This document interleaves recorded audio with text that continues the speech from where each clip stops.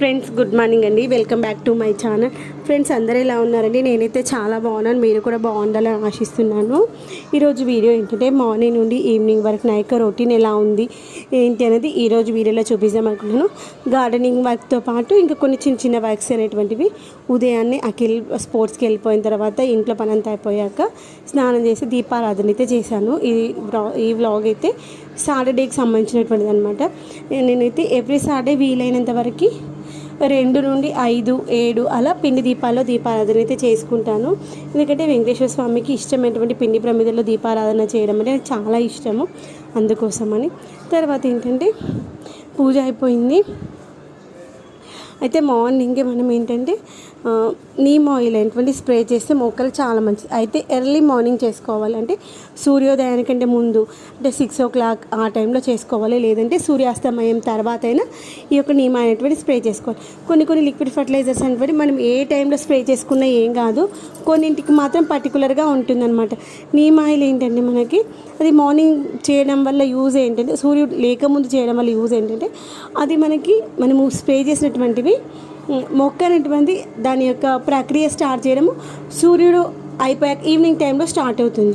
Morning చేయొద్దని ఎందుకు అంటున్నాము అంటే దాని యొక్క పవర్ ఎక్కువ ఉంటుంది కాబట్టి ఎండ తగిలినప్పుడు మొక్క అనేటువంటి వరలిపోయే ఛాన్సెస్ ఉంటుంది. అందుకోసమని అయితే ఇక నేను నీమ్ ఆయిల్ స్ప్రే చేయడం కోసం నీమ్ ఆయిల్ డైరెక్ట్ మనం వాటర్లో వేసి స్ప్రే చేస్తే వాటరు ఆయిల్ రెండు కూడా మిక్స్ అవ్వవు అనమాట. అవి రెండు ఎమల్షియల్గా ఫామ్ అవ్వాలి అంటే వాటికి ఒక ఎమల్షిఫైయర్ అయితే కావాలి. అవి రెండు మిక్స్ అవ్వాలంటే ఏదో ఒకటి కలిపితే మాత్రమే మిక్స్ అవుతుంది. అయితే ఎగ్ అన్న కలుపుకోవచ్చు, లేదు అంటే లిక్విడ్ హ్యాండ్ వాష్ అయినా కలపవచ్చు, లేదంటే కుంకుడుకాయ రసమైనా కలపవచ్చు. ఈరోజు అయితే నేను లిక్విడ్ హ్యాండ్ వాష్ కలిపాను. అయితే ఇక్కడ నీమ్ ఆయిల్ మనము ఏ క్వాంటిటీలో తీసుకోవాలంటే 1 లీటర్కి 1 ml చొప్పున మాత్రమే తీసుకోవాలి. తక్కువైనా పర్లేదు కానీ ఎక్కువ మాత్రం కావద్దు. మిగిలిన లిక్విడ్ ఫర్టిలైజర్స్ ఏవి ఇచ్చినా కొంచెం ఎక్కువ కాన్సన్ట్రేషన్ ఇచ్చినా ఏం కాదు, కానీ నీమ్ ఆయిల్ మాత్రం ఎక్కువ కాకుండా చూసుకోవాలి. నాకు ఇది ఒక 2 సార్లు అయిందనమాట. కొన్ని మొక్కలకు చేసినప్పుడు కాన్సన్ట్రేషన్ ఎక్కువతో చేయడం వల్ల ఒక 2-3 రోజులు మొత్తం చెట్టు మొత్తం వాడిపోయినట్టు అయిపోయింది. ఆకులన్నీ రాలిపోయి మళ్ళీ కొత్త ఆకులు వచ్చేంతవరకు టెన్షన్ పడ్డా. చెట్టు ఎండిపోయింది, చచ్చిపోయింది అన్నట్టుగా భయం వేసింది. అందుకని కాన్సన్ట్రేషన్ ఎక్కువ ఉంటే ఆకులు అనేటువంటివి దెబ్బతింటాయి. ముఖ్యంగా ఈ యొక్క ఎండాకాలంలో అయితే మనము ఈ యొక్క నీమ్ ఆయిల్ స్ప్రే చేస్తే ఎర్లీ మార్నింగ్ 6 o'clock చేయాలి, లేదు అంటే ఈవినింగ్ 6 తర్వాత అయినా చేసుకోవాలన్నమాట. ఇక్కడ నేనేంటి ఒక 10 ml తీసుకున్నాను నీమ్ ఆయిల్. దానికి ఒక 5 ml వరకు లిక్విడ్ హ్యాండ్ వాష్ వేసేసి షేక్ చేసాను. అప్పుడు అది మనకి ఎమల్షిఫైయర్గా తయారవుతుంది. దాన్ని మనము 10 లీటర్ల బకెట్లో ఉన్నటువంటి వాటర్లో మిక్స్ చేసుకొని దాన్ని మనము మన దగ్గర స్ప్రేయర్ ఉంటే స్ప్రేయర్లో వేసుకోవచ్చు, లేదంటే స్ప్రేయర్ కంటే నాకైతే ఈ యొక్క వాటర్ బాటిల్స్ బెటర్ అనిపిస్తుంది. స్ప్రేయర్స్ ఏంటంటే అవి లోపల ఏమన్నా ఇరుక్కుపోయినాయి అనుకోండి, అప్పుడు చాలా కష్టం అవుతుంది. నాకు అట్లా ఒక 2 స్ప్రేయర్స్ 3 స్ప్రేయర్స్ వరకు వేస్ట్ అయిపోయాయి. దానికి 500-600 పెట్టి కొనుకొచ్చుకొని వేస్ట్ అయిపోయి బాధపడే కంటే ఇలా వాటర్ బాటిల్స్ వాడుకున్నాం అనుకోండి, 5-6 సార్లు 10 సార్లు కూడా వాడుకోవచ్చు. వాడుకున్నాక అది మొత్తం డొక్కు అయిపోయింది, మనకు చేయడానికి కష్టం అవుతుంది అనిపించినప్పుడు ఇంకా ఇంట్లో ఇట్లా వాటర్ బాటిల్స్ తెస్తూ ఉంటాం కదా, ఆ యొక్క వాటర్ బాటిల్స్ వాడుకోవచ్చు. ఇలా రీసైకిల్ చేసుకుంటున్నాం కదా, మనం వేస్ట్ పాడేసే కంటే డబ్బులు అయితే సేవ్ చేయొచ్చు. అదే డబ్బులతో ఒక 2 కుండీలు తెచ్చుకోవచ్చు, 2 మొక్కలు కూడా వస్తాయి. ఏమంటారు, అవునా కాదా? తర్వాత నేనైతే అన్ని మొక్కలకి స్ప్రే చేసుకున్నాను ఆ యొక్క నీమ్ ఆయిల్. ఈ మొక్క ఆ మొక్కని ఏం సంబంధం లేదు. పూల మొక్కలు, పండ్ల మొక్కలు, కూరగాయల మొక్కలు, మనం ornamental plants, indoor plants, outdoor plants అన్నింటికి స్ప్రే చేసుకోవచ్చు. కానీ కాన్సన్ట్రేషన్ చూసుకోవాలి, అదొకటి, టైమింగ్ ఒకటి చూసుకోవాలి. తర్వాత ఎండలు బాగా ఉన్నాయి కదా, ఈ యొక్క ఎండ బాగా మొక్కలు అయితే చాలా తొందరగా వడిలిపోతున్నాయి. కొంచెం మనం వాటర్ని తక్కువ వేసినా, లేదు అంటే ఒక పూట నీళ్ళు తక్కువ పోసాము అంటే ఇంకా మొక్క మనల్ని ఇంకా ఎదురు చూస్తూ ఉంటుంది అనమాట. నాకు దాహం వేస్తుంది, నీళ్ళు పొయ్యు అన్నట్టుగా. అలాంటి సిచ్యువేషన్లో ఉంది కదా పరిస్థితి. కాబట్టి మనము మొక్కకైతే మల్చింగ్ అయితే చేసుకోవాలి. ఈ యొక్క మల్చింగ్ రకరకాలుగా మల్చింగ్స్ చేసుకోవచ్చు. నేను అంతకుముందు చెప్పాను కదా, కొబ్బరి చిప్పలు అంటే కదా, కొబ్బరి చిప్పలతో కూడా మల్చింగ్ చేసుకోవచ్చు.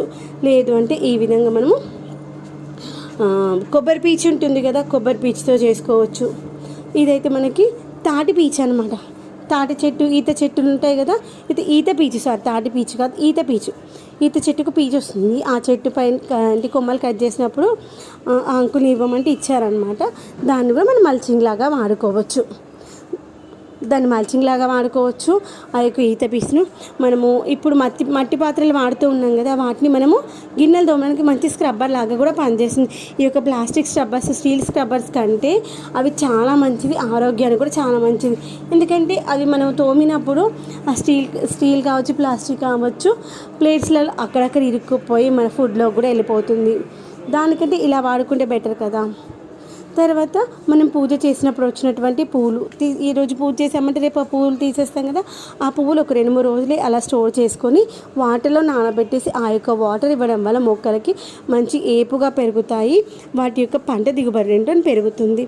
అలా తీసేసినటువంటి పువ్వులు ఉంటాయి కదా, వాటిని మనం కిచెన్ వేస్ట్లో వేయడం వల్ల లేదంటే మొక్కల్లో వేయడం వల్ల అది మనకి కంపోస్ట్గా మారి మొక్కకి మంచిగా ఎరువులా కూడా మారిపోతుంది. తర్వాత ఆ యొక్క వాటర్ని మనం మొక్క మొదట్లో వేసుకోవచ్చు, లేదంటే స్ప్రే చేసుకోవచ్చు. ఎలా చేసినా కానీ ఆ వాటర్ అయితే డైల్యూట్ చేసుకోవాల్సి ఉంటుంది. తర్వాత వెజిటేబుల్స్ కటింగ్ వేస్ట్ ఉంటుంది కదా, వాటిని కూడా మనము పాడేయకుండా వాటర్లో నానబెట్టేసి మొక్కలకి ఇచ్చామనుకోండి, మొక్కలు అయితే మంచి ఏపుగా పెరుగుతాయి అన్నమాట. ఉదాహరణకి మనము ఆనియన్స్ పొట్టు ఉంటుంది మన ఇంట్లోది, ఇప్పుడు 2-3 ఉల్లిగడ్డలు కట్ చేసామనుకోండి, వాటి యొక్క తొక్క పైన ఉన్నటువంటి పొట్టు అవన్నీ ఉంటాయి కదా, వాటిని వేస్టే పాడేయకుండా అయితే కిచెన్ వేస్ట్లో వేసుకోవచ్చు. బాగా ఉల్లిగడ్డ పొట్టు ఉందనుకోండి, దాన్ని వాటర్లో 2 రోజులు నానబెట్టేసి డైల్యూట్ చేసి మొక్కలకి ఇస్తే మొక్కలకైతే ఎంత మంచి గుడ్ రిజల్ట్ ఉంటుందో. ఇవన్నీ కూడా వేస్ట్గా పాడేసే వాటి ఎల్లిగడ్డ పొట్టుతో చేసుకోవచ్చు. ఎల్లిగడ్డ పొట్టు అయితే మనకి మంచి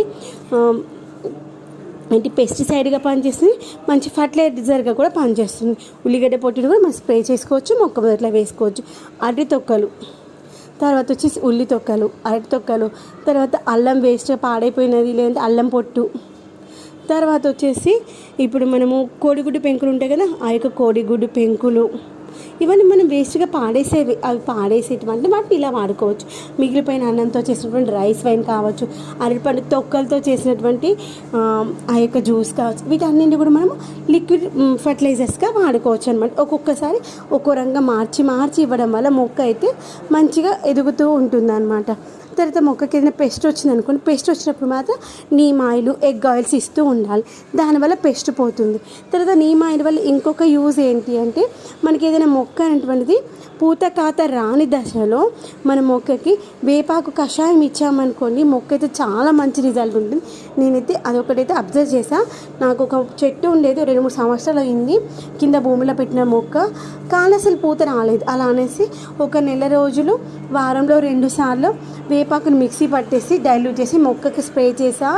మొక్క అయితే ఒక 1 మంత్ లోపల మంచిగా పూత వచ్చి చెట్టు నిండా పువ్వులు వచ్చాయి. తర్వాత ఈ మధ్య మనం సీతాఫల మొక్క కూడా లిక్విడ్ ఫర్టిలైజర్స్ ఎక్కువగా ఇవ్వడం వల్ల సీతాఫల మొక్క అయితే మనకి మంచిగా పూత అయితే వచ్చింది. తర్వాత దానిమ్మ చెట్టు కూడా చెట్టు నిండుగా పూత వచ్చింది. అంటే మనం liquid fertilisers day by day లేదు వీలైతే రోజు ఏదో ఒకటి మారుస్తూ ఇవ్వడం వల్ల మొక్క అయితే మంచి బలంగా మారుతుందన్నమాట. అయితే మనము మొక్కలు పెంచడమే కాదు, మొక్కలు పెంచేటప్పుడు కొన్ని జాగ్రత్తలను కూడా తీసుకోవాలి. లిక్విడ్ ఫర్టిలైజర్స్ ఇవన్నీ ఇస్తున్నాం. దాంతోపాటు ఇప్పుడు ఎండలు కొట్టేటప్పుడు ఏ మొక్కల వాటర్ ఎక్కువగా ఉంది, తక్కువగా ఉంది, నీళ్ళు ఏమన్నా స్టోరేజ్ అయిపోయి ఉన్నాయా, అలాంటివన్నీ చూసుకుంటూ ఉండాలి.